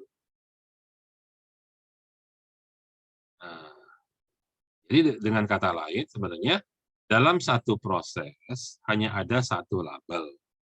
Kalau kamu mau melakukan beberapa labeling seperti itu, tentunya akan dilakukan beberapa kali proses. Nah, tinggal mau melakukan proses sekuensial atau paralel. Kalau dia nggak saling ganggu, buat aja paralel. Tinggal masalahnya laptop kamu kuat nggak memproses Rapidminer dengan proses yang paralel. Ya, tuh itu kunci pertama. Kunci kedua adalah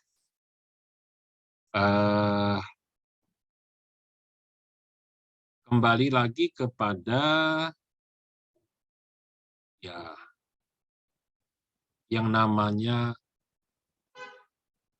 supervised learning, ya supervised learning. Ketika melakukan klasifikasi, misalnya ya, klasifikasi. Apakah klasifikasi itu dengan pohon keputusan, atau klasifikasi itu dengan neural network, ataukah klasifikasi itu misalnya dengan naive bias, whatever. Intinya dia akan menentukan berdasarkan kolom labelnya. Jadi dengan kata lain, kalau dalam kolom label itu ada binominal, pilihannya ya atau tidak misalnya, maka dia akan menentukan bagaimana memperoleh ya, bagaimana memperoleh tidak, yes or no misalnya ya. Tapi kalau dalam label itu misalnya ada polinomnya, misalnya tadi positif, negatif, netral ya, kalau teks misalnya kan, sentimen analisis. Nah, maka sebetulnya kita akan mempelajari atau mendapat pengetahuan tentang bagaimana untuk mengenali sesuatu yang sentimen positif. Bagaimana? Bagaimana cara menentukan sentimen yang negatif? Bagaimana yang disebut netral itu seperti apa? Ciri-cirinya bagaimana? Itu sebenarnya yang kita pelajari dari pemodelan itu mengetahui untuk mendapat positif itu bagaimana, untuk mendapat negatif itu bagaimana, untuk mendapat netral itu bagaimana. Maka menghasilkan polinomial, tapi kolom labelnya satu.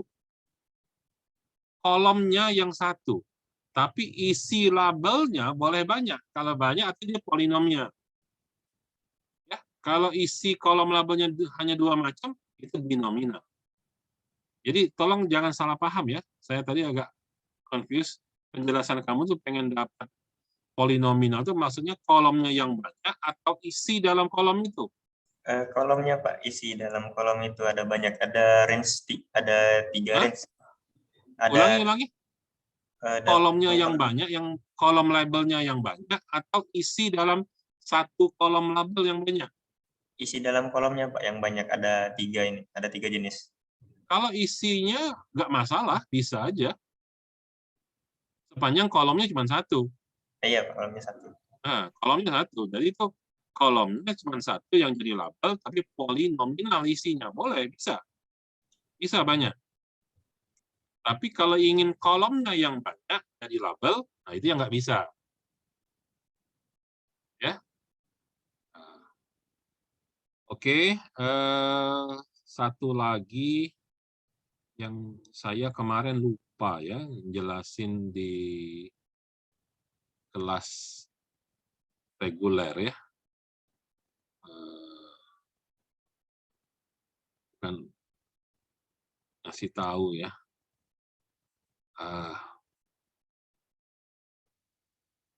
Kalau ingin lebih detail belajar tentang menggunakan RapidMiner, ini ya, ada YouTube yang bagus ya.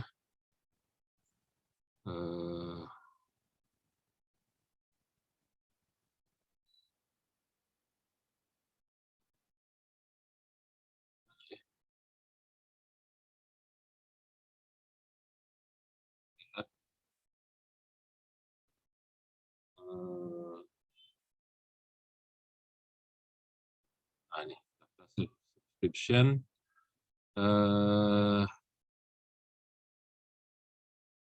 Nih ya.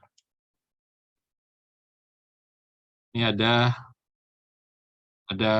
YouTube channel judulnya Kuliah Informatika ya. Judulnya Kuliah Informatika. Nah, ini dia ada playlist nih. Rapid data analitik, data mining dengan RapidMiner ya. Nah, ini ya. Silakan di subscribe ya. Nah, ini mulai dari bagaimana cara install RapidMiner, saya pikir kamu udah bisa ya. Nah, ini ada ya pengantar data analitik, silakan dipelajari bagaimana cara buka dan baca data juga. Saya yakin kamu sudah ngerti ya, karena awal-awal kuliah itu dulu. Nah, yang menarik barangkali mulai kalau yang untuk text mining ya, untuk text mining itu nih mulai nomor 9 ini. Ya, mulai nomor 9 ya. Ini ada contoh bagaimana cara ngambil data dari Twitter kalau ingin sentimen analisis. Ya. Jadi kalau mau sentimen analisis, mempelajari pendapat orang dengan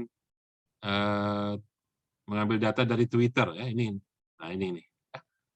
Mulai dari nomor 9, nah, kemudian nomor 10. Nah, ini ya.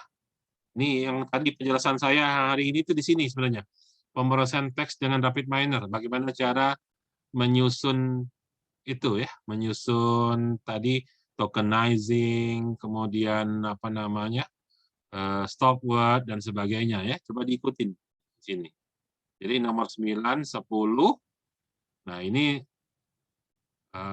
ya ini biasanya untuk buat word cloud ya.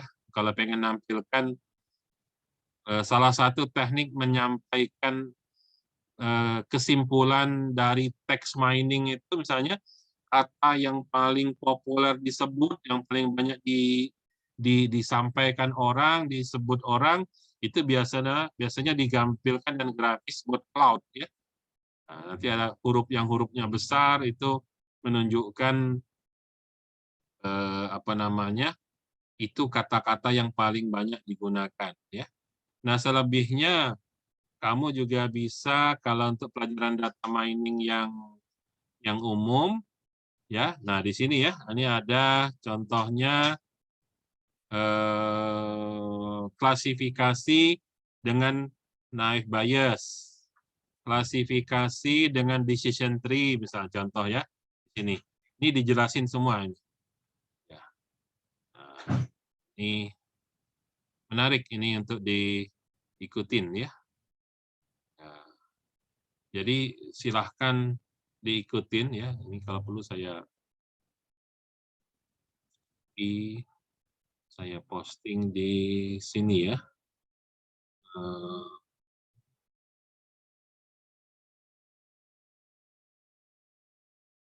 Datanya ada nggak?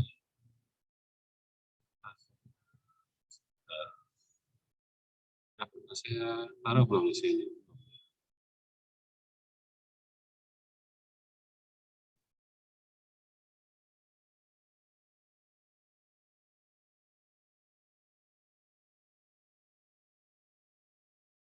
Apa di sini aja ya, saya taruh nih. Ada, saya kasih tambahan, ya. RL belajar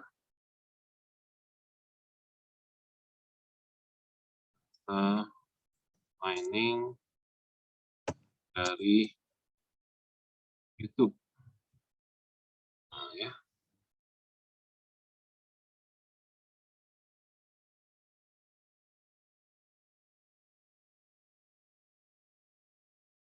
Ya, nah, jadi silahkan dibuka itu ya, tambahan info ya, supaya ya di sini cukup jelas ya. Jadi saya terus terang saja saya tidak punya cukup waktu untuk mengajarkan secara hands-on satu persatu penggunaan rapid minernya ya. Kalau ini kelas cuma data mining saja, tidak digabung dengan yang lain-lain, mungkin cukup ya dari 15 pertemuan saya bisa nyampaikan materi secara detail ya. Nah, tapi karena ini hanya bagian dari total mata kuliah bisnis intelijen, itu pun dibagi dua dan Pak Ali Bardadi. Kemudian saya masih harus ngasih pengantar apa itu bisnis intelijen ya. Sebelum masuk data miningnya, memang kurikulum ini terpaksa demikian ya. Nah, jadi mata kuliah data mining itu baru ada di kurikulum tahun 2021. Jadi mungkin nanti 2 tahun lagi lah ya. Jadi kalau setelah anak angkatan 2021 itu di semester 6, lupa saya semester apa, sampai semester 5 itu. Totalnya aja setahun ketiga gitu ya. Nah, baru nanti data mining itu berdiri sendiri sebagai satu mata kuliah sendiri yang terpisah dari bisnis intelijen ya. Nah, oke.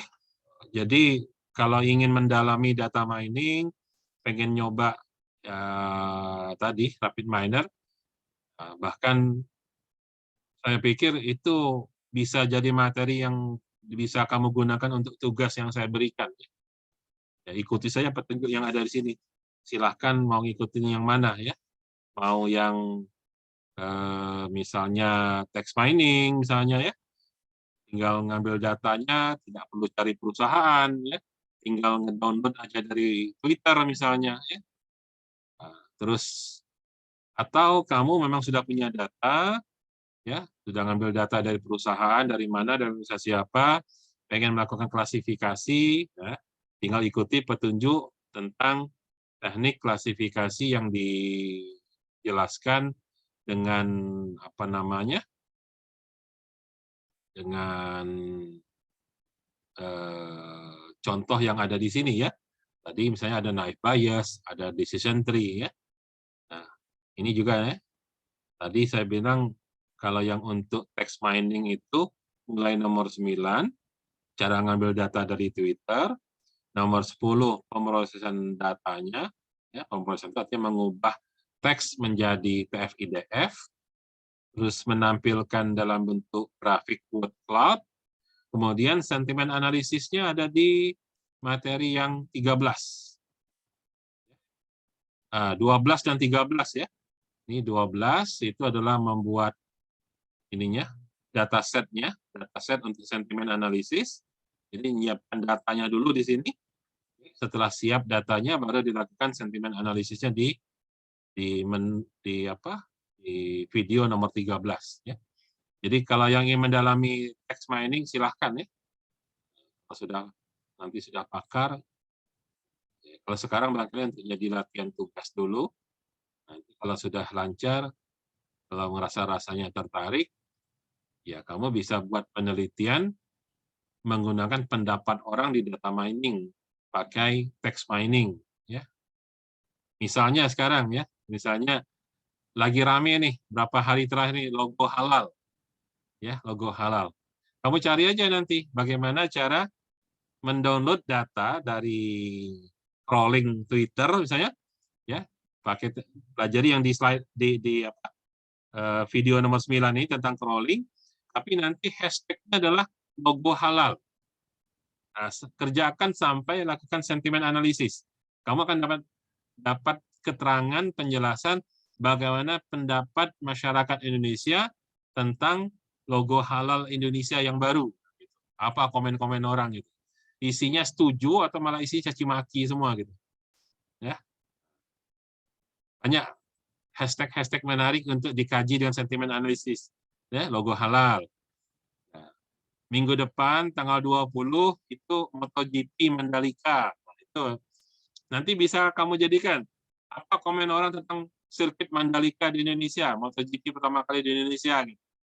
Nah, itu jadi hashtag-nya untuk analisis. Judulnya adalah sentimen analisis pendapat masyarakat tentang penggunaan logo halal baru di Indonesia. Misalnya. Itu jadi menarik untuk skripsi itu ya. Untuk sekarang mungkin bisa dicoba dulu jadi bahan untuk tugas ya. Silahkan ya.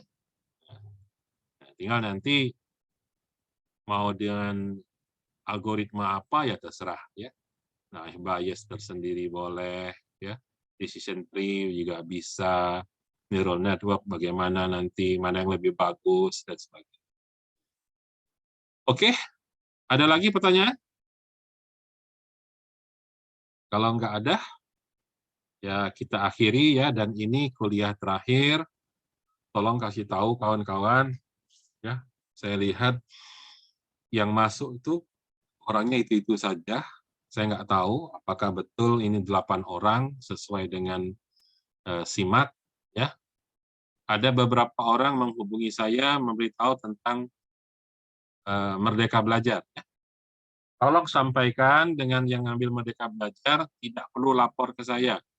Saya nggak peduli kamu mau ambil Merdeka Belajar di mana, terserah. Itu bukan urusan saya. Yang urusan dengan saya adalah yang kuliah dengan saya. Kalau kuliahnya dengan orang lain, itu terserah.